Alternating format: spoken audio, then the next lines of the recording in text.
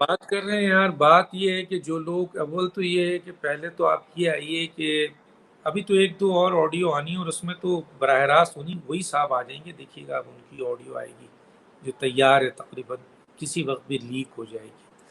لیکن جو اس آڈیو کی لیک سے آپ کو یہ اندازہ نہیں ہو رہا ہے کہ کس طرح خواتین جو ہیں وہ عدالتی فیصلوں پہ اثر انداز ہو رہی ہیں، کس طرح آئین اور قانون پہ اثر انداز ہو رہی ہیں، کس طریقے سے پاکستان کے انصاف کے اوپر اثر انداز ہو رہی ہیں۔ تو یہ کوئی معمولی بات تو نہیں ہے۔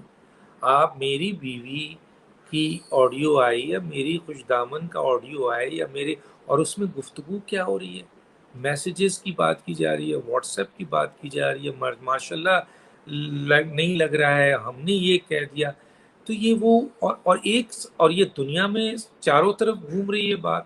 اب تو جناب بلومبرگ نے بھی یہ کہہ دیا کہ عمران خان جو اس ملک کو تباہ کر رہے ہیں انتشار پھیلا کے، اس کے سب سے بڑے سہولت کار تو موجودہ چیف جسٹس عطا بندیال کا نام لیا، ایبیٹیٹ کا نام لیا انہیں۔ اب ایبیٹیٹ کی انگلش میں اردو کر لیں تو سہولت کار بھی ہوتا ہے، سپورٹر بھی ہوتا ہے، سپورٹ کرنے والا بھی ہوتا ہے، حمایت کرنے والا بھی ہوتا ہے۔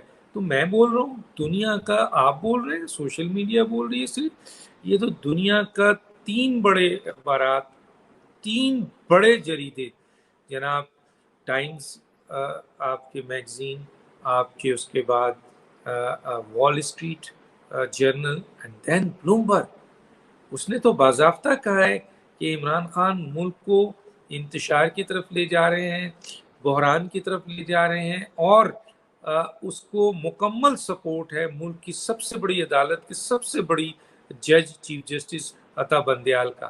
ایک طرف یہ سٹیٹمنٹ لیجئے، دوسری طرف آپ یہ دیکھ پڑھیں بلومبرگ کی یہ جو ذرا آئی ہے۔ خود اس میں جو بھی ہے ذرا بتائیں تاکہ سننے والوں کو مزید اس پہ اندر اس میں میں تو کیا بتا کیا رہا ہوں، اس میں تو انہوں نے کھول دیا، یہی بیسک ہے کہ عمران خان فوج کو نقصان پہنچا رہے ہیں، اداروں کو نقصان پہنچا رہے ہیں۔ عمران خان ملک میں یہ جو الیکشن تھا، پہلے اسمبلی توڑی، اسمبلی توڑنے کے بعد پھر یہ الیکشن کرانے کے چکر میں ہیں اور 11 سیاسی جماعتوں کے ساتھ بات نہیں کرنا چاہتے ہیں، ملک میں انتشار پیدا کر رہے ہیں، معاشی مسائل ہے، ملک ایک بڑا ایٹمی ملک ہے، یہاں پر ایسے حالات پیدا کر رہے ہیں، جلد سے جلد سی ریلیاں اس طرح پیدا کی جا رہی ہیں، اور ان کو سپورٹ ایک بہت بڑی ادارے کے سربراہ کر رہے ہیں جس کی بنیاد پر انتشار جو ہے وہ بہت زیادہ پھیل رہا ہے۔ تو یہ بہت تفصیل میں ہے، تو پڑھ لیجئے بلومبرگ کا آیا ہوا ہے، پڑھ لیجئے ٹائم میگزین، پڑھ لیجئے وال اسٹریٹ۔ میں اگر ابھی یہ پورا پڑھنا شروع کروں گا، میرے پاس ہے تو وہ بڑا لمبا ہو جائے گا، لیکن لب لباب یہی ہے کہ اس ملک کی تباہی، انتشار، بحران عمران خان صاحب کر رہے ہیں، کس طرح کر رہے ہیں وہ سب بتایا انہوں نے۔ اور لیکن جو سب سے بڑی بات بتائی ہے کہ ان کے سہولت ایبیٹیٹ، ان کے سہولت کار یا ان کے سپورٹر ان کو سپورٹ کر رہے ہیں عطا بندیال صاحب۔ عطا بندیال کوئی معمولی نہیں میرے آدمی خیال نہیں میں خبر پہلے آ گئی تھی ورنہ انہوں نے ان کی ساس کا بھی ذکر کرنا تھا میرے خیال میں۔ ہے۔ کس کے؟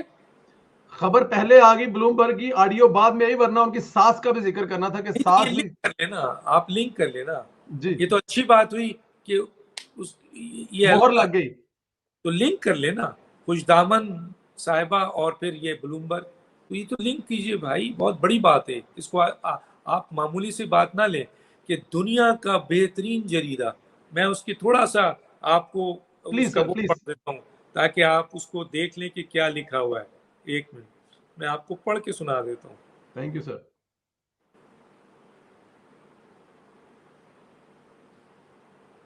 ایسے ایسے حالات پیدا کر دیے ہیں کہ کیا کیا جائے۔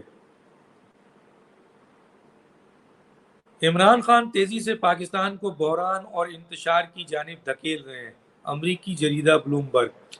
سابق وزیر اعظم عمران خان نے قبل از وقت انتخاب کی خواہش میں پاکستان کو ایک آئینی بحران میں دھکیل دیا ہے۔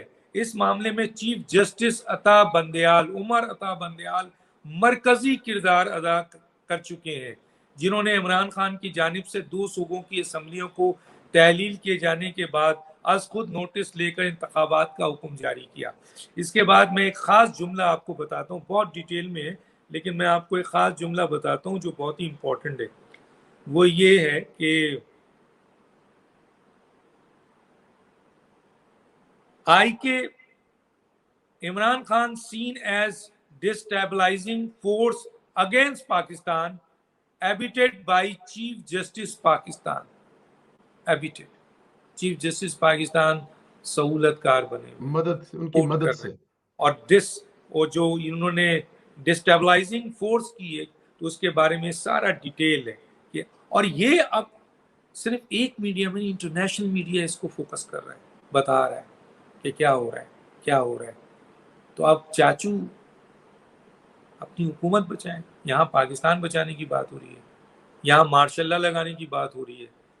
کسی صورت میں بس مارشاء اللہ لگ جائے, اور کم بخت مارشاء اللہ بھی نہیں لگاتے. معذرت کے ساتھ آپ دیکھیں اسٹیٹمنٹ اور کیا میسیجز ہیں, کیا چیز ہے.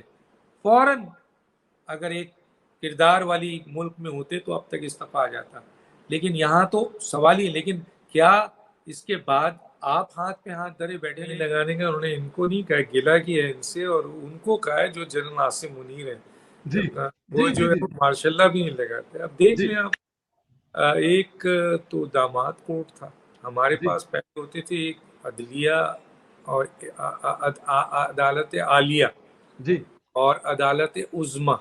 جی تو ان تینوں کو ہم ان دو کو ہم اس طرح نام سے پکارتے تھے.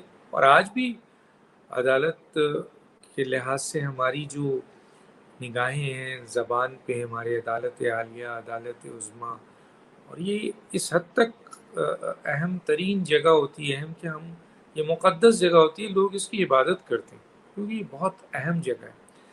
لیکن یار اب تو یہ لوگ سوشل میڈیا بھر گیا ہے ایسی سی باتوں سے, اور اس آڈیو لیک کے آنے کے بعد تو اب یہ دو چیزیں چل رہی ہیں. ایک تو یہ ہے کہ جی داماد کوٹ اور خوش دامن کوٹ. خوش دامن سمجھتے ہیں آپ اردو کا لفظ؟ جی ساڈے پنجابی چ ساس کہندے نے جی, ساس کوٹ, اور یعنی خوش دامن کوٹ, اور آپ کے داماد کوٹ. اب آپ یہ دیکھ لیں کہ ویسے تو عدالت بدنام ہوئی, یعنی وہ کہتے ہیں نا منی بدنام ہوئی, تو اس پہ ایک بڑا زبردست گانا. عدالت بدنام ہوئی تھی جسٹس منیر سے, لیکن جسٹس منیر کا تو ایک ہی فیصلہ تھا نا بھائی, اور وہ یہ تھا کہ جی جو ہائی کورٹ نے فیصلہ کیا تھا عدالت اس کا ماشاء اللہ کے حوالے سے اس کو ویلیڈیٹ کر دیا تھا. اس نے کہا نہیں جی صحیح ہے یہ. لیکن آج کی جو ثاقب نثار صاحب کی عدالت کے بعد, ثاقب نثار, آصف کھوسا, عظمت سعید, اعجاز, اور ابھی جو باقیات ہیں, انہوں نے تو عدالت کا کانسیپٹ ہی ختم کر دیا ہے. ان کے ایک فیصلے نہیں, وہاں تو صرف ایک فیصلے پہ آج جسٹس منیر کو پیٹ رہے تھے, یہاں تو فیصلوں کی لائن ہے. 63(1)F 62(1)F کا فیصلہ لے لیں, پاناما فیصلہ لے لیں, اس کے بعد اور جو فیصلے کیے انہوں نے لے لیجئے, شہد کی بوتل کے فیصلے لے لیں, سو موٹو نوٹس کے بارے میں کہا جاتا ہے مفاد عامہ فنڈامنٹل رائٹس, وہ بھی بہت احتیاط سے لینا ہے. یہاں تو ایک بوتل اور ایک ٹرانسفر پہ لے لی جاتی ہے. اس کے بعد ان کی باقیات ابھی موجود ہے جنہوں نے اتنے غلط فیصلے کیے. 63A لے لیجئے, 189 کی وائلیشن ہے, اس کے بعد آپ کے 2118 کی وائلیشن ہے, 2119 کی وائلیشن ہے, 224 جس کا یہ بہت زیادہ چرچا کر رہے ہیں اس کی بھی وائلیشن کر دی ہے. تو اب ایک داماد کوڈ ہے آج کل اور ایک خوش دامن کوٹ ہے. تو اب پاکستان میں تو ہماری یہی کوٹ ہے بھائی. ہماری جو کوٹ تھی عدالت عالیہ اور عدالت عظمیٰ پتہ نہیں کہاں کھو گئی ہے. ڈاکٹر صاحب ایک بحث بھی چل رہی ہے سوشل میڈیا پہ کہ کچھ بڑے اب ان کو جو بھی کہا جائے وہ صحافی ہیں, وہ فرما رہے ہیں جی کہ اگر بات لیڈیز کی کال ریکارڈ آؤٹ کرنے پہ آ گئی ہے تو پھر چھڑ دو, صلح کر لو. لیکن میرے خیال میں یہ لیڈیز کی کال آؤٹ نہیں ہے, یہ ملک کے مفاد کی بات ہے. تو آپ اس کو کیسے دیکھتے ہیں, اس بحث میں کیسے آپ حصہ ڈالتے ہیں؟ ماضی میں ایسے ججز رہے ہیں اور ابھی بھی ایسے جج ہیں. جیسے قیوم ملک صاحب نے استعفیٰ دیا تھا, اسی میں ہے. ابھی بھی جسٹس قاضی فائز عیسیٰ کی اگر ایسی آڈیو ہوتی اتنی، تو ان کو تو کیا کچھ نہیں کیا گیا سپریم جوڈیشل کونسل میں تو کہتا ہوں جسٹس طارق مسعود بھی، جسٹس آپ کے امین بھی، اسی طرح اور بھی جو ججز ہیں معذرت کے ساتھ ابھی بھی ہیں، اور پاکستان میں ججز کی بہت اچھی تاریخ گزری ہے. اگر آپ کے کینالسٹ کا آپ دور دیکھ لیں یا اس کے بعد کے جو ججز جسٹس سعید الزماں صدیقی یا ابھی کے وہ جو بھگوان داس تھے جج، وہ لوگ اگر یہ دوراب پٹی بہت، اگر وہ ان کے اوپر مکی، یار جو آدمی ایک فلیٹ میں رہا بیچارہ، وہ جسٹس کارنیلیس کیا کہلاتا ہے ان کا پورا نام، تو وہ ان کی آپ زندگی تو دیکھ لیں. وہ تو کہتے تھے کہ جی میں تو جب میں مقدمات سنتا تھا تو میں تو اخبار بھی نہیں پڑھتا تھا. تو اتنے بڑے بڑے جج گزرے ہیں اور پاکستان کی ہسٹری میں ایسے لوگ ہیں، لیکن سوال یہ پیدا ہوتا ہے کہ ان کے ساتھ ایسا واقعہ نہیں ہوا. کیوں نہیں ہوا؟ کیونکہ ان کی خوش دامن کی بنیاد پر وہ فیصلے نہیں دیتے تھے. وہ بیٹے اور بیٹی کی خواہشات پہ فیصلے نہیں دیتے تھے، وہ داماد کی بنیاد پہ فیصلے نہیں دیتے تھے، وہ آئین اور قانون کی بنیاد پہ فیصلے دیتے تھے. اور وہ اس طریقے سے ایک شخص کی سہولت کاری نہیں کرتے تھے جس کی بنیاد پہ ان کے لیے آڈیوز آئی. اگر یہ آڈیوز ان کے لیے آتی تو وہ ایک لمحہ دیر نہیں کرتے اور استعفیٰ دے دیتے. ٹھیک ہے، ٹھیک ہے. ایک مطالبہ کیا جا رہا ہے کہ چیف جسٹس صاحب جو ہیں اس پہ از خود نوٹس لیں، اور یہ بھی کہا جائے کہ فرانزی کرایا جائے، اور اگر آڈیو اصلی ہے تو استعفیٰ دیا جائے. کیا آپ کو لگتا ہے کہ چیف جسٹس صاحب اس پہ از خود نوٹس لیں گے سر؟ اگر چیف جسٹس صاحب نے سو موٹو نوٹس لینا ہوتا تو چیف جسٹس صاحب کو تو ریفرنس پہنچ چکا ہے، ان کے اپنے اوپر ریفرنس ہے، 4 ججز کے اوپر ریفرنس ہے، ایک نہیں ہے کئی ریفرنس ہے، بار کونسل نے دیا ہوا ہے. تو وہ انہی ریفرنس کو سپریم جوڈیشل کونسل میں رکھ دیں. اس سے زیادہ میرٹ کی اور کیا بات ہوگی؟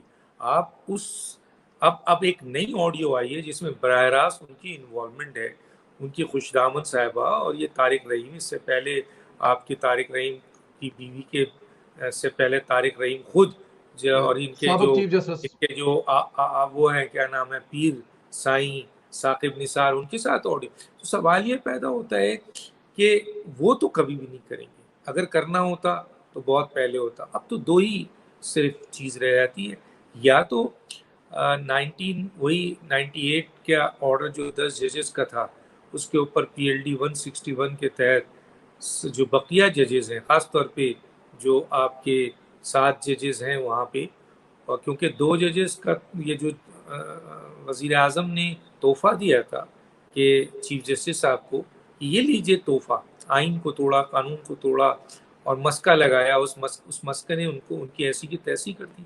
بتایا انہوں نے کہ ہمارے پاس تو 8 ججز ہیں، تمہارے 2 جونیئر دینے کی بنیاد پہ.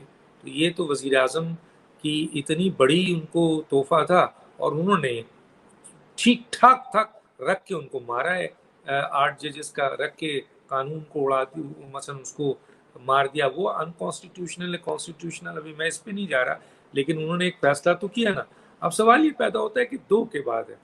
دیکھیں وہ کبھی بھی نہیں سپریم جوڈیشل کونسلس کو بلائیں گے، کیونکہ اگر وہ بلائیں گے تو سپریم جوڈیشل کونسل کی جو کانسٹیٹیوشن ہے اس میں 3 سینئر ججز ہیں، خود یہ ہیں، اور جب ان کے اوپر الزام ہے تو یہ تو نہیں بیٹھیں گے.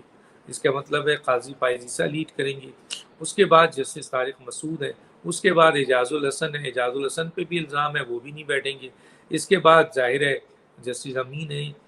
اب سوال یہ پیدا ہوگا، یا دوسرے جج ہیں، اس کے علاوہ آپ کے لاہور ہائی کورٹ کے چیف جسٹس اور آپ کے چیف جسٹس آپ کے سندھ کے بیٹھیں گے. تو آپ جب یہ بیٹھیں گے تو سوچیں اس میں کتنا میرٹ کی چیزیں سامنے آئیں گی اور سب چیزیں نکل آئیں گی.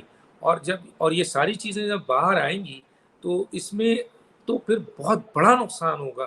جو یہ فیصلہ کرے گا کہ سپریم جوڈیشل کونسل کا اجلاس، تو وہ تو کبھی نہیں ملائیں گے. تو اب جسٹس طارق اور جسٹس قاضی فائز عیسیٰ پہ اور 7 ججز پہ یہ ذمہ داری ہے کہ وہ 1998 کے اس فیصلے کو سامنے رکھ کر سپریم کورٹ کو بچائیں، لے کے آئیں، کسی کے ساتھ ناانصافی نہیں کریں، سپریم جوڈیشل کونسل کا اجلاس بلا لیں. دوسرا، پاکستان کی پارلیمنٹ نے ایک قانون بنا دیا ہے اور وہ قانون نوٹیفائی ہو گیا ہے. چنانچہ نوٹیفائی ہونے کا مطلب یہ ہے کہ انہوں نے جو 8 ججز کو بیٹھا کر اس کو سسپینڈ کیا تھا اس کو ایکسیپٹ نہیں کیا پارلیمنٹ نے اس کو نوٹیفائی کر دیا. تو اس نوٹیفیکیشن کی بنیاد پر یہ 2 ججز جو جسٹس طارق مسعود ہیں، جسٹس قاضی فائز عیسیٰ، کیونکہ تیسرے جج تو کبھی بھی نہیں بیٹھیں گے اس کمیٹی میں کیونکہ انہوں نے تو یہ اس کو ٹرن ڈاؤن کیا ہے، تو کم از کم یہ 2 سینئر جج بیٹھ کر سپریم کورٹ کو بچائیں اور ایک قانون بنائیں، اس قانون کا سہارا لے کر ایک سپریم جوڈیشل کونسل کا اجلاس بلائیں، ایک فل کورٹ کا اجلاس بلائیں اور فیصلے کریں. اور ہم نہیں کہتے کہ یہ آڈیو سچی ہے، یہ غلط ہے، آڈیو غلط ہے، یہ سچ ہے، اس کا فیصلہ سپریم جوڈیشل کونسل میں انویسٹیگیشن کے بعد ہوگا، فورنسک ہو جائے گی. اور جو لیک کر رہا ہے وہ یہ کہتے ہیں، چاروں طرف سے یہ خبر ہے، یہ پوری فورنسک ہوئی ہوئی ہے. اب تیسری چیز آتی ہے اس حکومت کی.